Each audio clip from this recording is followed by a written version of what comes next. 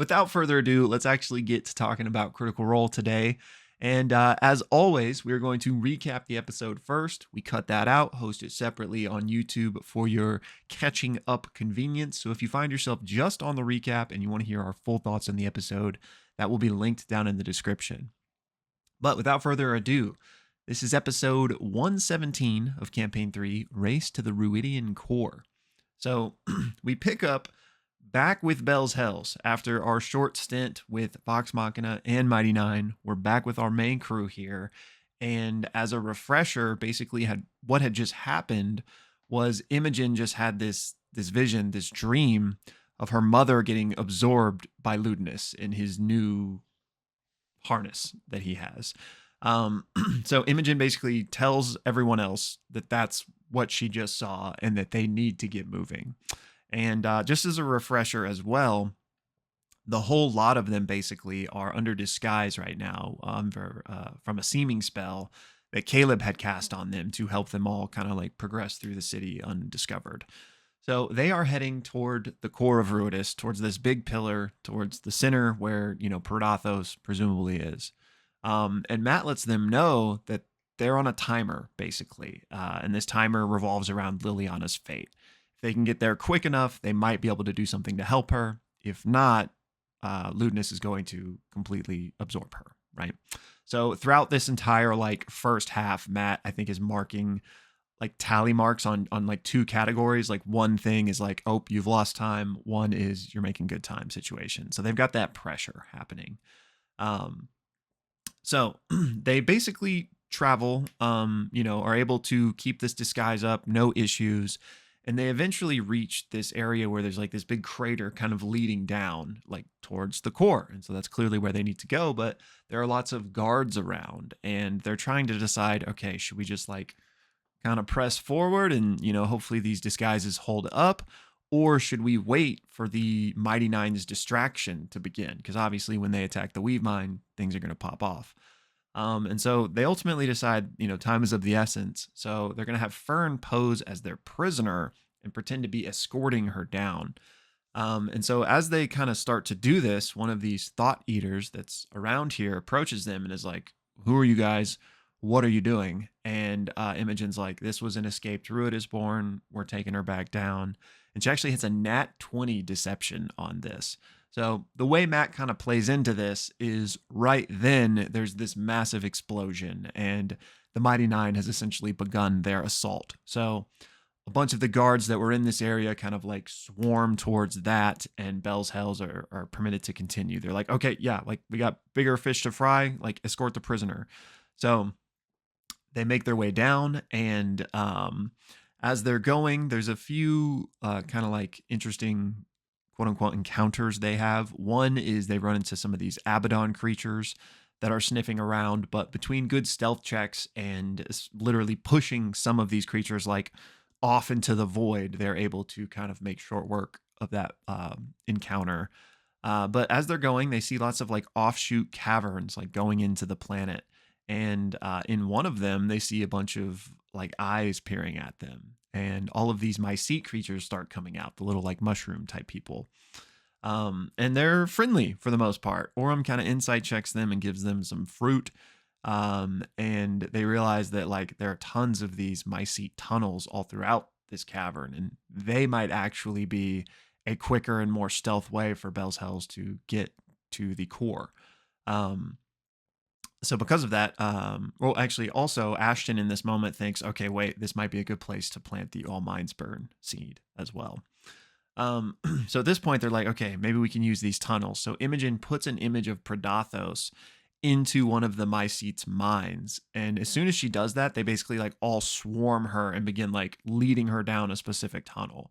And so Bell's Hells just start to follow.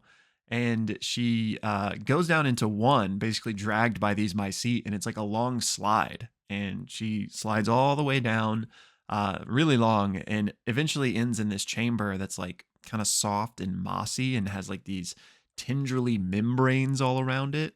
It seems to be like a mycete kind of hive sort of situation, is at least how I understood it. The rest of Bell's Hells follow down as well. And Ashton thinks, okay, this might be the best place for the All Minds Burn seed. So he kind of finds a place for it with some like damp, moist water or something, I believe. And the tendrils, the membrane tendrils of this area, like immediately surround this seed and like are inspecting it. And once this happens, the chamber they find themselves in has a few tunnels exiting it, but these membranes also close off all the tunnels. So they're like locked in this room as this thing is inspecting the seed. So Fern kind of being like, let me cast speak with plants and see if I can figure out what's going on here. So she does that and begins speaking to this fungus. And essentially it's like, why have you placed this seed here? And Fern says, oh, it's from a lonely friend that wanted to explore. And Fern hits a nat 20 on her persuasion in this moment. So the fungus basically embraces the seed and it starts to like sprout, and all of the caverns are unblocked. And it's like, saying, okay, well, thanks, you guys can leave. So then all of the little mycete creatures then continue to push Imogen down a specific corridor, presumably leading her toward Predathos, and they reach another slide. And this slide is a bit more treacherous with some skill checks involved. And at one of the skill checks, the people that fail end up going like down a different slide path than everyone that succeeds. So at the end of the slide, the group is split up. And we've got Imogen, Breas, and Fern that failed, and they're kind of higher up and away from the rest of the party, and everyone else is closer to the central pillar. But it's not really a big deal. Imogen casts Fly on herself. Fern shapeshifts and carries Breas over, and everybody regroups. Then, still just making use of their flight, they continue to travel quickly and get everyone even closer to the prime pillar.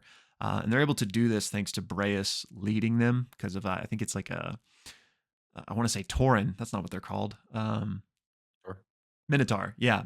Thanks to one of his Minotaur feats, I think it's called like Labyrinthine Expertise or something. He's able to like always find true north or something. So they're able to successfully navigate there. And ultimately, Chetney uses Arcane Eye to scout ahead as they like are finding themselves in this central chamber. And with that eye, he can see the chamber with Ludinus siphoning Liliana and all of these other Ruidusborns surrounding him. And so Bell's Hells are like, all right, this is it. It's time to make our final preparations, our final like pre-casting spells. And then we're going to rush in there. And that's where we go to break on the first half. Great job. So the second half is combat, essentially against Ludinus, who they realize is holding Liliana to complete this ritual with his harness 2.0 that's part of his body. There's a number of exaltants and not just Viridians, but Ray Laura that are around the room, and some of them are helping to create this protective bubble that is basically around Ludinus and Imogen's mom. They know that based on the check marks that Matt was doing, that they have till the end of the third round to stop Ludinus. Ludinus is taking his turn at the end of each round, and basically they know they need to stop these casters who are holding their concentration spell so they can finally get to Ludinus. What we typically do in combat is we just stick to the high notes. There's some cool flavor of Aurum riding on the back of Coriolis, the equine dragon, the horse dragon of Robbie. There is some really great body horror from Laudna as she like unhinges her jaw, and we also get the void puppet spell at last, and then we also get her Hound of Ill Omen, which she's always so great at describing that. The enemies in the room do a number of things. One of them is going to try to charm Breas and Aurum. And although is successful with Aurum does his indomitable feat to essentially roll again and is successful against it. Breas, however, is eventually charmed by this one specific bad guy. There's also some funny flavor of as Breas is like slicing and dicing against other bad guys that he's like flirting with Aurum, like kind of, spraying blood across the room and being like, check me out. So some fun like above the table play happening there. We also have a huge, basically storm, like red storm tornado that gets created by Imogen that sucks up a couple of the Ruidians that are trying to keep the bubble up. And something that surprises the group is them realizing that these people can share concentration. So when one person drops their concentration, someone else can use their reaction to pick up that person's concentration.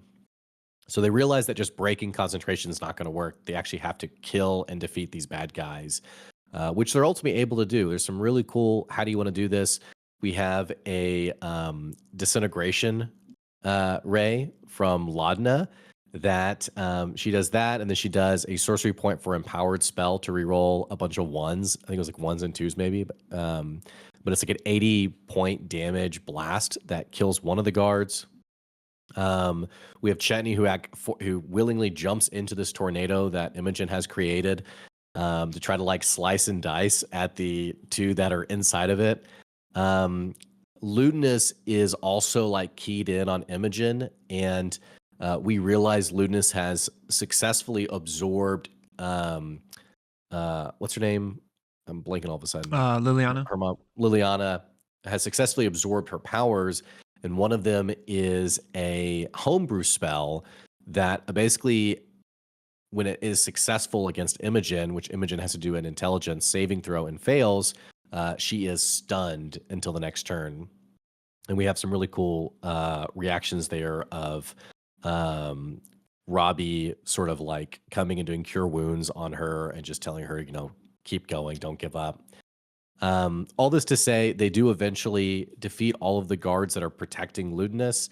Ludinus seems totally indifferent to all this. He's pretty much just like, I think there's a moment where Imogen's like, you're going to die down here. And he's like, yeah, I know. Like, I'm totally accepted that. But not before I complete my mission. But the coolest moment probably comes at the very end where Robbie casts Force Cage, and Ludinus had already used his reaction, so he couldn't counterspell it. And basically, Ludinus is immediately put in this box, essentially, this magical spell of a box, and is the connection with Liliana is severed. And Imogen does telekinesis and brings her over and realizes that she is, though alive, all of her power is gone from her.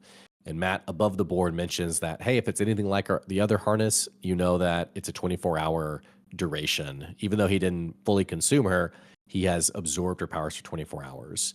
Ludinus then, looking out from this transparent box, is basically like, hey, it seems like we have some time to chat because the spell lasts for an hour. Let's talk a little bit. And that's where our episode ends, episode 117, Race to the Viridian Core. Yeah. Is that right? Yep. If you're checking just the recap, click the link for the full episode discussion, and let's get into it.